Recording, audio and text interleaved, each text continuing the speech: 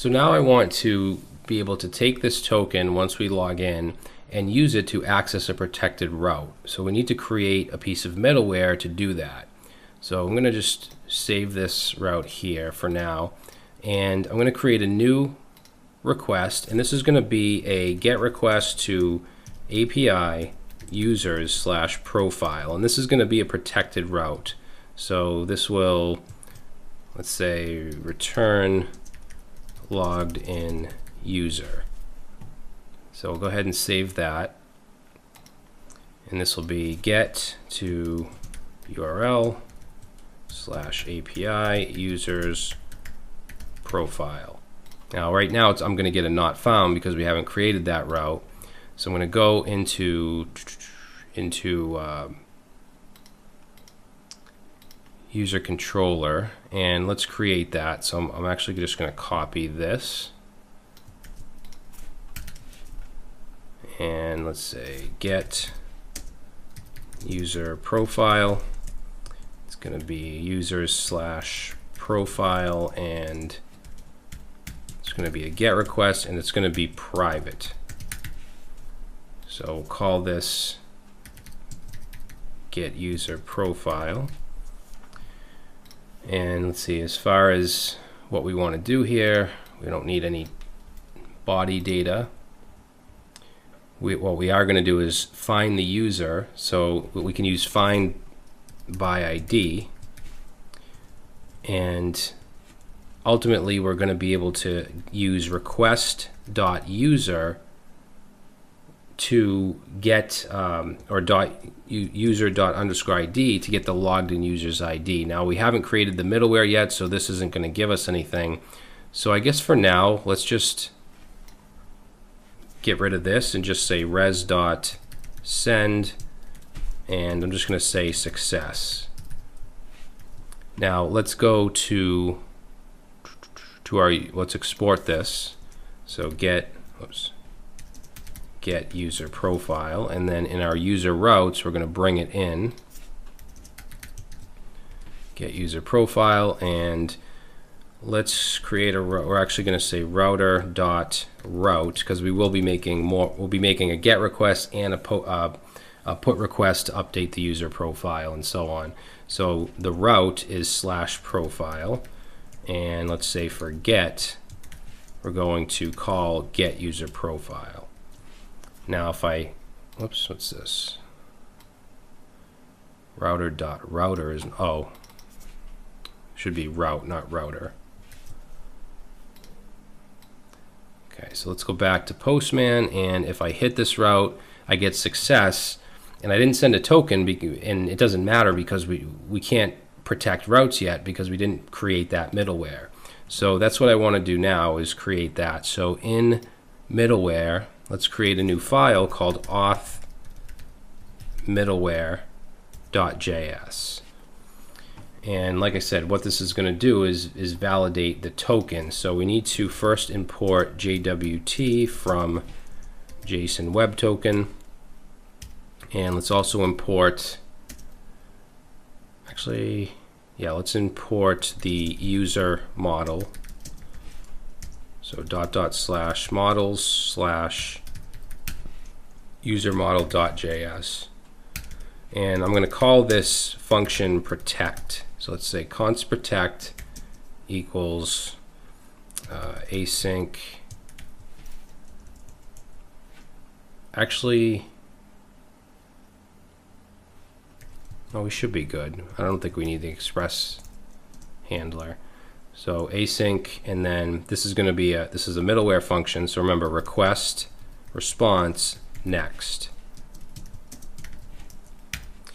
So I'm going to initialize a variable here called token, and the way that this token is going to be sent, actually I'll go ahead and open up that login, and I'm going to take this token here, and the way it's going to be sent is through headers. So in headers, it's going to be sent as the authorization piece in the header. So I'll paste that token in. Now it's not going to be sent like this. It's going to be sent as a bearer token, so it'll be bearer because we're bearing the token, and then space, and then the token. So it'll be sent like that. Now, to get this within our middleware, we can use request.headers.authorization. So I'm just going to go ahead and console log request.headers.authorization. And since this is middleware, we just need to call, we're going to call next here, and then let's export this. We have a lot more to do here, but I just want to show you how we can add this middleware to a specific route. So let's export, protect, and then let's go to our user routes and let's bring in protect from /middleware/auth middleware, and this route here is what I want to protect, this get request to /profile and this method that runs. So to implement middleware, we just put it as a first argument like this. So now that protect middleware, what's this? Oh, I forgot JS. So that protect middleware is going to run whenever we hit this route. So now if I go back to Postman and I go ahead and I send this, and we look down in the console, so I'm getting undefined. So I'm console logging, and that's because this needs to be headers, not header.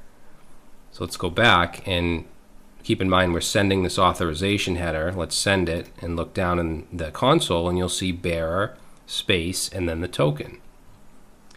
So what I want to do now is check for the token. So I'm going to make this a conditional and say if the request headers authorization, we also want to check to see if it starts with bearer, because it's going to be bearer space token. So to do that, I'll go ahead and say request.headers.authorization, and I'm going to use starts with and paste in or type in here bearer. So we want to make sure that it starts with bearer. That's just the convention.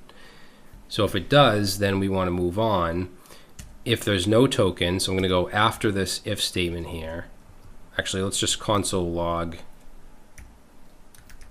We'll say token found. It hasn't passed yet, but at least it's found. Down here, let's say if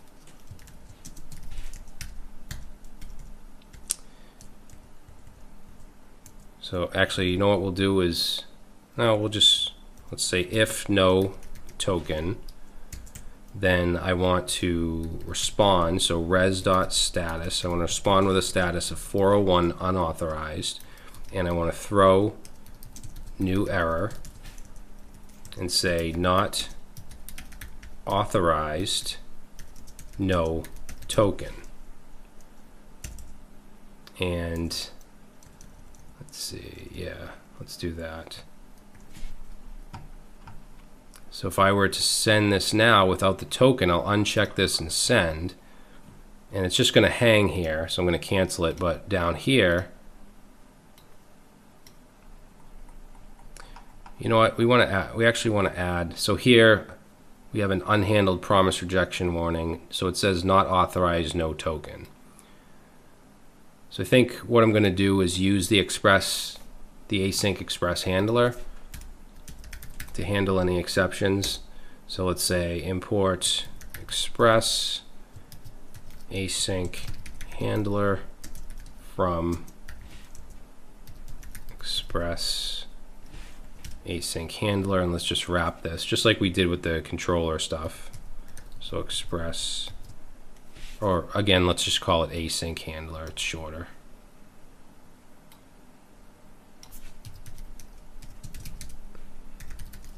And we want to wrap this entire thing like that. Alright, so that'll check to see if there's no token. I'm going to get rid of this next down here. And inside this if, let's put a try catch. And what we're going to try is to decode that token. So let's say const decoded and set that to jwt.verify. And this takes in the token, which I actually have to assign. So first of all, let's do that. So token is going to be request.headers.authorization, and I just want the token, I don't want the bearer, so I'm going to use split, and we're going to split by the space, meaning that it'll turn into an array where bearer is the 0 index and the token is the 1 index, so I want 1. So that'll get the token, and then here we're passing it in to verify. We also need to pass in our secret, which is in process.env.jwt_secret. All right, so let's go ahead and just do a console log of decoded, and then I'm going to call next. All right, so let's try this again. Just going to scroll down here.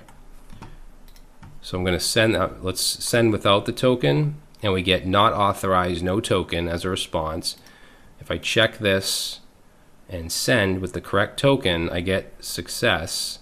And down here, you'll see this is the decoded token, which includes the user's ID, also the issued at and the expiration if we want to use that for anything. So now we can get the user's ID now with decoded.ID. So let's fetch the user. That's why I brought the model in, because we're going to set request.user now to await, take the user model and find by ID and pass in the decoded.id as the user's ID. Now, the only thing I don't want to return here is the password, so I'm actually going to add on select. Oops. So select, and we can pass in here minus password. Even though we're not sending this back, there's no need to get the password here. So we're going to put all the rest of the user's data in this request.user, which now we'll have access to in all of our routes, all of our protected routes, I should say. So in the catch here, let's just, first of all, we'll just console error CLE. Okay, so that's not working. Console.error and console log the error. And then I'm going to send a res.status of 401. And if this fails, it means that the token has failed. So let's throw new error and say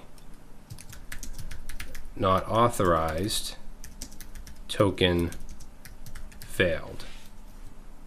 All right, so we'll save that, and that should do it. So if I go here and I'm sending the correct token right now, and we're getting success because we're able to hit that profile route. If I manipulate this token in any way, say I change this 8 to a 9, and I send, we get not authorized, token failed. So it's a bad token. So it has to be the exact token that we got when we authenticated. Now, as far as what we want this user's profile to return, let's go. We can close auth middleware up because that's all set. We can now just add protect wherever we want to protect a route. So back in the user controller here, let's say const user equals, and from the user model we're going to use find. Let's use find by ID. We need to add a wait here. So find by ID, and I'm going to pass in request.user._ID, which is going to be whatever the current logged in user is. So that will get the user, and then let's check for the user. So we'll say if user, else. If it's else, then let's res status. It's a 404. The user's not found. So we'll throw a new error and say user not found. And then if the user is found, let's return up here. Let's return the same stuff we did here, except we don't need the token. I just want to return this data. Oops, we want to do res.json What is going on? And I want to return that for the logged in user. Okay, so let's go back to Postman. And keep in mind, I have the token that I got when I logged in with John Doe. So I'm going to send this now, and I get the information for John Doe. Now let's log in with a different user and get that token. So I'll change this to admin and send, and I'm going to get the token for the admin login that I just did, and I'm going to pass that in here. And I'll send that, and I get back my user data, the admin user. So you can see that whatever we pass in as the token, it has the user ID, and then we're getting that user ID and fetching that user in our middleware and assigning it to request.user. And then we can use request.user in any protected route that we want. Okay, and this one just happens to return the user's data. So I hope that makes sense. Now in the next video, I want to show you how we can actually save the token when we log in Postman, so we don't have to keep copying it and pasting it in the headers and so on.